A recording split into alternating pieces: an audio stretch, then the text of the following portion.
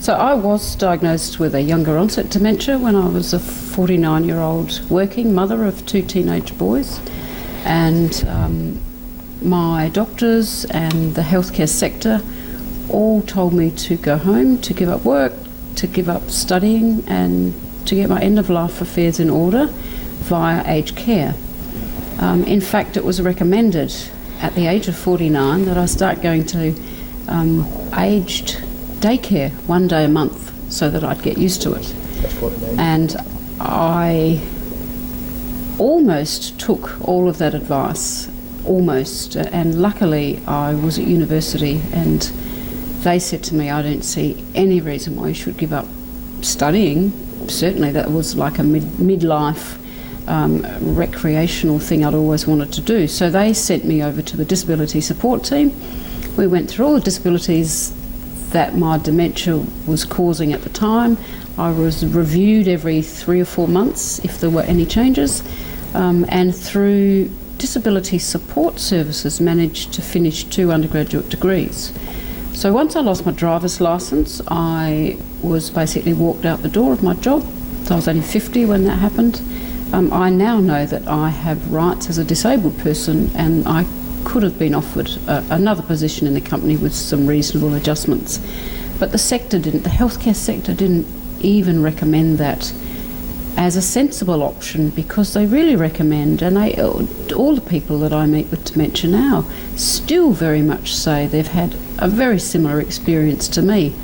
Sometimes brain health's talked about now in their post-diagnostic experience, but very little proactive, rehabilitative, disability support pathways for them. So I started becoming an advocate initially, and really I'm an activist now, and like Alan, I totally reject the notion of challenging behaviours in dementia. I think that the only reason they happen is because people aren't receiving optimum care, and people haven't learnt to communicate with us in new ways. Dr. Power, you've got a distinct take on this, which clearly dovetails with Kate's, and particularly something you're particularly interested in is the use of antipsychotic drugs. You've wrote a book about this, and you were saying in the US there seems to have been quite a lot of movement on this since then, in the right direction. You seem to believe that we need to reframe our approach to dementia. Can you tell us a bit more about that? I got into this business of traveling and speaking and giving seminars based on being a practicing geriatrician in aged care and being discouraged by the way we were using drugs like antipsychotic medications and realizing that they were quieting people down, but they weren't making anybody's life any better. And because of my history working in the culture change movement, in my case through a movement called the Eden Alternative, I learned that people in aged care had a lot of spiritual and existential needs that were not being met by the system. And that unless we changed the system, we weren't going to get anywhere. And so I realized that what these antipsychotic drugs were a symptom of is actually a broken system. They were a broken system that did not understand how to meet the needs of people with dementia. And so I realized that we were actually creating stigma, creating a deficit-based approach that was causing more harm than good. And I needed to get outside that to break out of the box and come up with a new way of looking at dementia. So I just started with a very pared down, non-judgmental definition, which is dementia is a shift in the way a person experiences the world around her or him. And that enabled me to see the whole person, to not pathologize everything they say and do, and to understand that we had to look at more than just medication solutions when people are not doing well. And that led me to using a more positive approach, working on a framework of well-being to actually help create well-being proactively for people instead of just reacting to the distress I saw.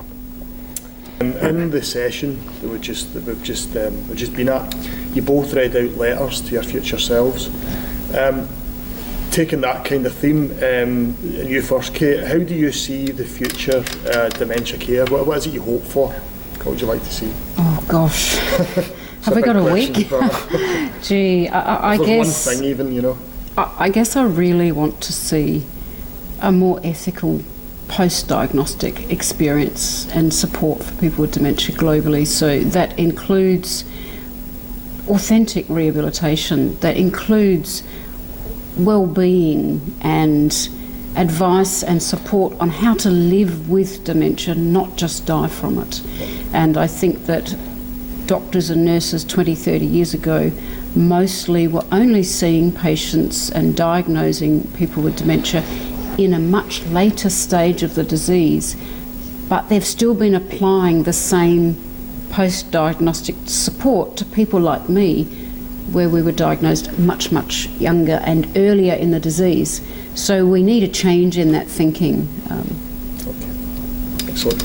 Dr. Power, same yourself, what would you like to see? What I'd like to see is a shift in our mindset that suggests that we really need to increase our awareness and our capability at supporting and including people living with any kind of change in cognition. I think that it's not the kind of illness that can be wished away or that can be very easily eradicated, like you eradicate an infectious disease. And I think that we have to understand that there will be millions of people living with cognitive change in the decades to come. And that we cannot just build aged care homes for all these people who are aging in our society. We have got to come up with ways to include and help people be successfully engaged in their communities. And so I think really, as I said at ADI last year, I think that the primary goal for us, even more than drug research, is to create capacity and capability in our communities. And I think that John Sandblom, who's a friend of Richard Taylor as well, and is a founding member of Dementia Alliance International, I think, is a brilliant quote which fits with your definition of dementia. People with dementia are just changing in ways that others aren't. And so we actually have a human right to disability support and the same equality and autonomy as everybody else.